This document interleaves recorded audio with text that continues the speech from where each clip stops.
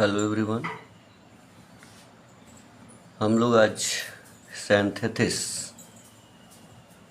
Synthesis पढ़ने जा रहे हैं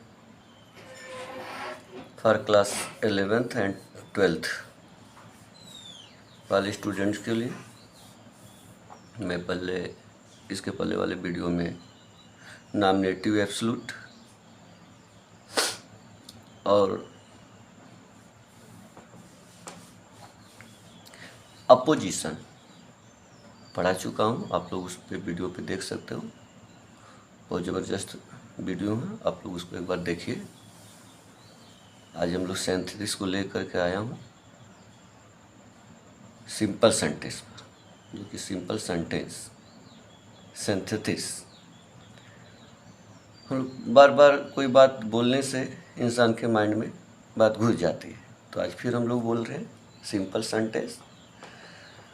दो या दो से अधिक सेंटेंस को दो या दो से अधिक सेंटेंसेस को जोड़ करके एक सिंपल सेंटेंस बनाना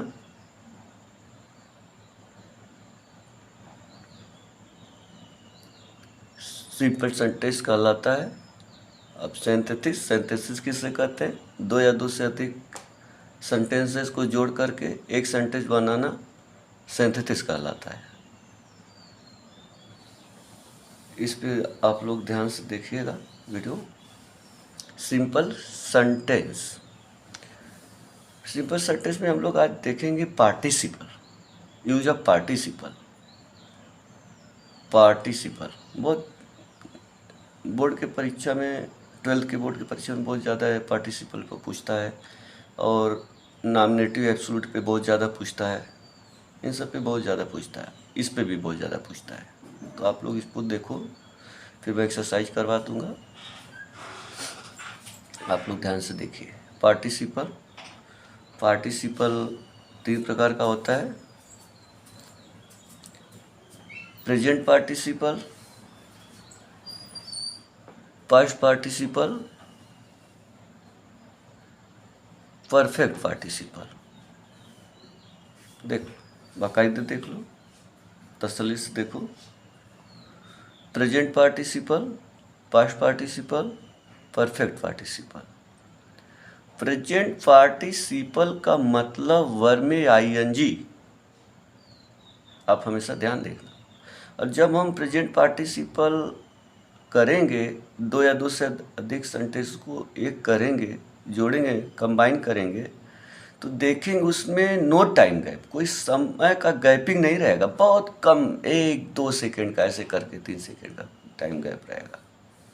प्रेजेंट पार्टिसिपल का मतलब वर्ब में आईएनजी, नो टाइम गैप। और याद रखना जी कि हम लोग यहाँ पे, मैं पहले भी लिख दिया हूँ स्पेशली कि नोट में, कि सिंपल सेंटेंस का मतलब एक सब्जेक्ट और एक फाइनाइट वर्ब। ये फाइनाइट वर्ब जो होगा, ऑब्जेक्ट मांगेगा तो हो सकता है ऑब्जेक्ट, नहीं तो नहीं हो सकता है। तो सिंपल सेंटेंस का मतलब एक सब्जेक्ट और एक फाइनाइट वर्ब किसी भी हालत में होना चाहिए। जैसे ही स्लेप्ट, वह सो गया, तो भाई साहब ही स्लेप्ट, ये अपने साथ कभी ऑब्जेक्ट रखेगा ही नहीं। अदर वर्ड्स हो सकता है, he slept in the room, other word हो गया, फ्रेज हो गया, कहाँ सो गया, इन द रूम, ये फ्रेज है, एडवर्ब फ्रेज है। लेकिन ऑब्जेक्ट लगा के दिखाओ मुझे, ऑब्जेक्ट लेगा ही नहीं।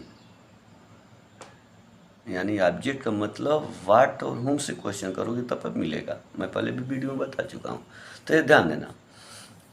वो हमारा टॉपिक नहीं है, मैं आपको बता रहा हूँ बस कि फाइनाइट वर्ब के ऊपर डिपेंड रहता है कि ऑब्जेक्ट लेगा कि नहीं लेगा। तो यानी कि एक सब्जेक्ट रहेगा, फाइनाइट वर्ब रहेगा, जिसको हम लोग बोलते हैं कि सब्जेक्ट भी रहेगा और कंप्लीमेंट भी रहेगा। सब्जेक्ट रहेगा, प्रेडिकेट रहेगा, और हम लोग बोल सकते हैं कि सब्जेक्ट और फाइनाइट वर्ब का कॉम्बिनेशन होना चाहिए किसी भी हालत में, तभी वो subject, simple subject simple sentence बोल सकते हो। चलो जी, प्रेजेंट पार्टिसिपल। पार्टिसिपल 3 प्रकार। प्रेजेंट पार्टिसिपल मैं बता दिया हूँ कि आईएनजी, वर्ब में आईएनजी, इसमें नो टाइम गैप। और आकर देखते हैं पास्ट पार्टिसिपल। पास्ट पार्टिसिपल का मतलब V3 यानी पास्ट पार्टिसिपल। मैं पहले भी बोल दिया हूँ, अभी इसके मैं एक वीडियो में देखोगे, जैसे एक्शन डन, वह खाना खा चुका है, he has eaten the food, ऐसे डन रहेगा वर्ब का थर्ड फॉर्म पास्ट पार्टिसिपल। तो ये हम लोग देखेंगे पार्टिसिपल जो बना रहे हैं, तो पास्ट पार्टिसिपल का मतलब वर्ब का थर्ड फॉर्म ये एग्जेक्टिव का काम करेगा, और ये नकली एग्जेक्टिव क्योंकि वर्ब से बना है। अब एक नकली एग्जेक्टिव असली एग्जेक्टिव मैं इसलिए कह रहा हूँ, जैसे इसकी Sangeeta is a beautiful girl, तो ये ब्यूटीफुल है मार्केट में बोल सकते हो कि बना बनाया हुआ है, इसको बनाने की ज़रूरत नहीं है। ये असली executive beautiful, clever, fat, honest, ये सब असली है, ये कोई वर्ब से नहीं बना। इसलिए मैं बोल रहा हूँ कि यहाँ पे नकली एग्जेक्टिव मतलब वर्ब से बनाओ, जो वर्ब से बनाया जाता है, इसलिए मैं नकली एग्जेक्टिव लिखा हूँ। स्टूडेंट घबराना मत, तो यही एग्जेक्टिव का काम करेगा। Perfect participle. परफेक्ट पार्टिसिपल का मतलब हैविंग प्लस V3 यानी वर्ब का थर्ड फॉर्म। परफेक्ट पार्टिसिपल का मतलब हैविंग प्लस V3। एक काम समाप्त होने के बाद दूसरा काम चालू, यानी टाइम गैप। इसमें देखोगे टाइम गैप रहेगा 2 मिनट, 4 मिनट, 5 मिनट का टाइम गैप रहेगा। जैसे मैं बोलूँगा कि खाना खाने के बाद मैं स्कूल गया, तो खाना खाया, फिर टाई बेल्ट लगाया, शूज सॉक्स से सब पहना, फिर साइकिल लेगा, जो भी लेगा, बस उसको पकड़ेगा, फिर स्कूल जाएगा, ऐसे गैप होगा। तो इस पे देखना, परफेक्ट पार्टिसिपल में टाइम गैप होता है। हम लोग जब सेंटेंस देखेंगे तो अच्छी तरह से समझ में आएगा। तो देख लेते हैं इसके आगे। और यहाँ पे यूज ऑफ पार्टिसिपल और यूज ऑफ प्रेजेंट पार्टिसिपल हम लोग देखेंगे। पहला पार्ट, जैसे present participle, past participle, perfect participle, तो हम लोग पहला पढ़ेंगे। पहले पे अब हम लोग ध्यान डालेंगे कि प्रेजेंट पार्टिसिपल क्या होता है और इसको कैसे कंबाइन किया जाता है, कैसे 2-2 सेंटेंस रहेगा, 3-3 सेंटेंस रहेगा, कैसे ज्वाइन करके एक सेंटेंस बनाएं। यानी बचकनिया वाला सेंटेंस को भूल करके बड़ा वाला सेंटेंस बनाएंगे। वो बचकनिया वाला सेंटेंस जो रहेगा 2 या 3, वो छोटे छोटे टुकड़ों में रहता है, उसको ऐसा कुछ कला लगा करके, यही प्रेजेंट पार्टिसिपल कला लगा करके एक सेंटेंस बना देंगे। यानी बड़े अब हम लोग हो गए ना, कॉलेज में आ गए, तो कॉलेज में क्या है कि टुकड़ी टुकड़ी में सेंटेंस नहीं बोलेंगे। इससे बचने के लिए हम लोग सिंथेसिस सीखते हैं। और जो सिंथेसिस है ये बहुत ज़बरदस्त कला है, और जिसको आ गया तो समझो इंग्लिश बहुत ईजी हो गया उसके लिए। चलो देखते हैं। तो यहाँ पे देखेंगे पार्टिसिपल रूल नंबर 1 बोलता है, बहुत ध्यान से देखना, ये समझ में आया नियम में जो लिखा हूँ तो समझो कि समझ में आना स्टार्ट हो जाएगा। आप लोग पूरा देखो वीडियो, तब समझ में आएगा। पार्टिसिपल के प्रयोग से वाक्य को जोड़ते समय, पार्टिसिपल के प्रयोग से, कौन सा प्रयोग से? पार्टिसिपल के प्रयोग से, ना कि नॉमिनेटिव एब्सोल्यूट के प्रयोग से, ना जी ना, ये ध्यान देना। फंक्शन अलग अलग है, एग्जाम में पूछेगा तो कौन से फंक्शन पे बनाएं। मैं बोला 6-7 फंक्शन होता है, तो इस पे देखो। पार्टिसिपल के प्रयोग से वाक्य को जोड़ते समय यह ध्यान रखना चाहिए कि कौन सा कार्य पहले और कौन सा कार्य बाद में हुआ है। जो कार्य पहले हुआ है उसके फाइनाइट वर्ब को पार्टिसिपल में बदलते, यानी और जो कार्य बाद में हुआ उस फाइनाइट वर्ब को वैसे के वैसे लिखते हैं। देखो, देखते हैं, तसल्ली से देखते हैं, एकदम घबराना नहीं, आसानी से आएगा, तो आप लोगों को अच्छा से आ जाएगा। आप बस लोग ध्यान से देखिए। अब यहाँ पे बोला है, एग्जाम्पल देख लेते हैं। सी कोई सी लड़की है, सी साय स्नैक, वह एक सांप देखी। सी रैन अवे विथ फेयर, वह भगी जोर से, किसके साथ? डर के साथ। वह डर से भग गई, दूर भग गई। अब देखो पहले कौन सा काम हुआ, यहाँ पे बाकायदे में लिखा हूँ, पहले देखने का काम हुआ। देखने का कार्य पहले हुआ है तो वर्ब में आईएनजी लगाएंगे। अब देखेंगे प्रेजेंट पार्टिसिपल पढ़ रहे हैं हम लोग, तो आईएनजी लगेगा ही, सिंपल सी बात, इसका नियम है, मैं पहले भी बता दिया आपको। तो इसमें पहले एक्शन हुआ है तो इसी को प्रेजेंट पार्टिसिपल बनाएंगे। भागने का कार्य बाद में हुआ है, इसे वैसे के वैसे लिखेंगे। सेंटेंस में एक्सरसाइज देख लेते हैं, नोट यहाँ देख लेना थोड़ा सा। ऐसे सेंटेंस में टाइम का गैप नहीं होता है, आप, मैं पहले भी बता दिया। आप लोग बहुत तसल्ली से, बहुत ध्यान से देखिए, स्टूडेंट बहुत ध्यान से आ जाएगा। आप लोग घबराना नहीं, बहुत लोग सिंथेसिस के नाम से भागते हैं, आप लोगों को ऐसा नहीं करना है, मैं सब सिखा दूंगा, आप घबराइए मत। कंबाइन करते हैं, देख लो।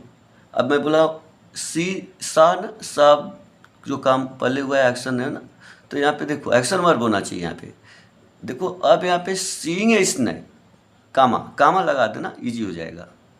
सीइंग ए स्नैक एक फ्रेज बन गया, ध्यान देना। तो seeing a snake, she ran away with fear, सांप को देखकर यानी सांप को देखते ही वह डर से दूर भाग गई। सांप को देखते ही वह डर से दूर भाग गई।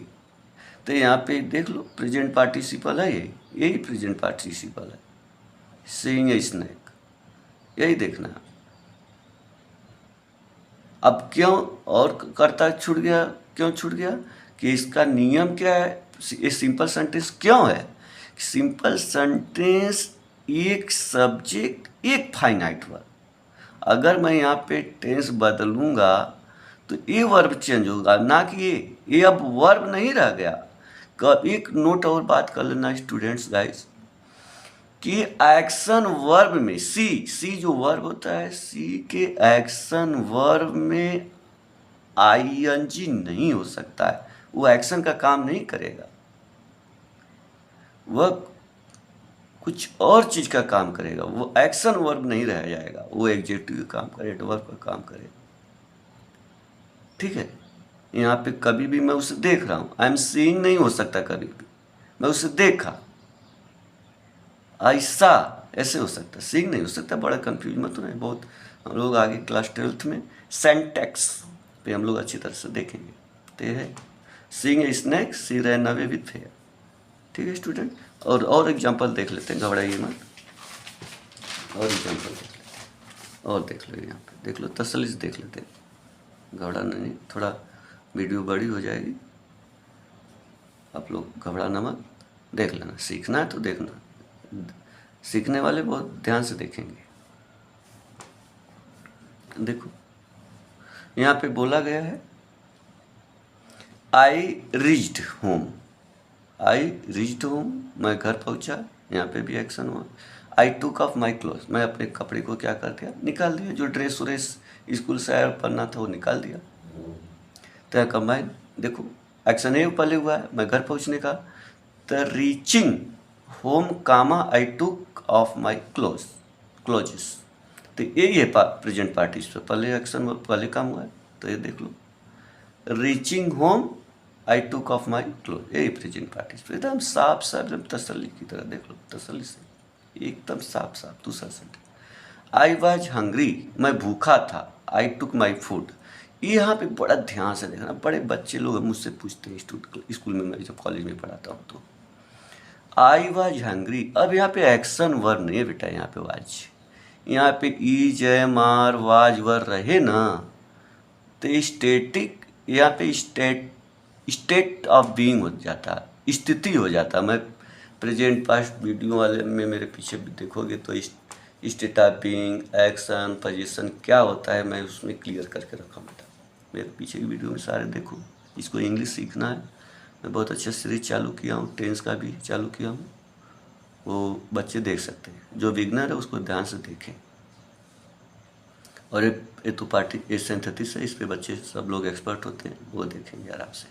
तो देखो, बीइंग हंग्री मैं फिर से देख लो, आई वॉज हंग्री, मैं भूखा था, आई टुक माई फूड, मैं खाना अपना लिया यानी खाया।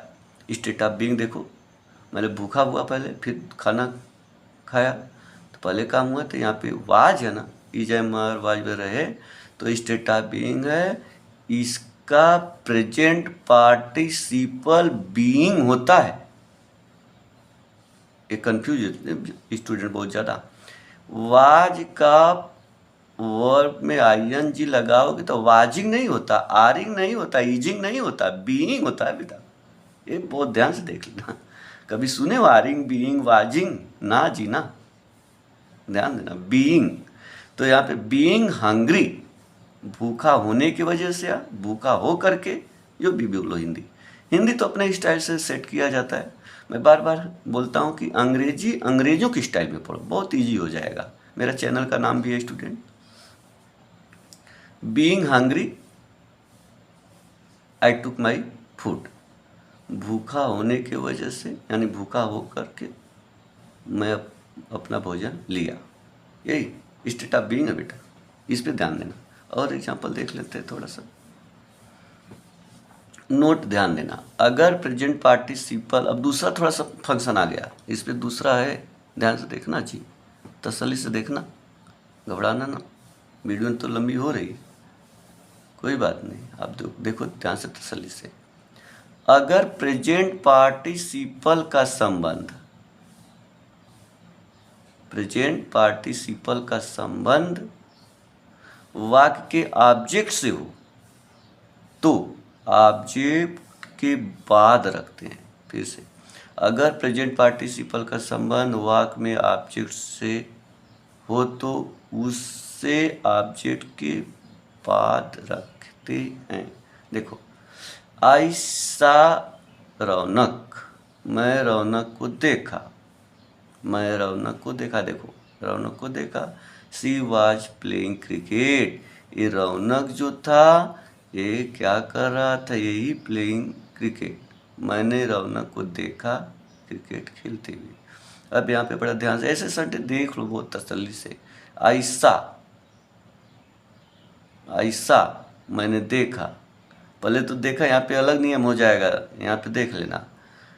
देखने का काम जो है ना, अभी यहाँ पे देखो, प्रेजेंट पार्टिसिपल का संबंध ऑब्जेक्ट से, देखने का काम ऑब्जेक्ट से, यहाँ पे ऑब्जेक्ट से हो, उससे ऑब्जेक्ट के बाद रखते हैं।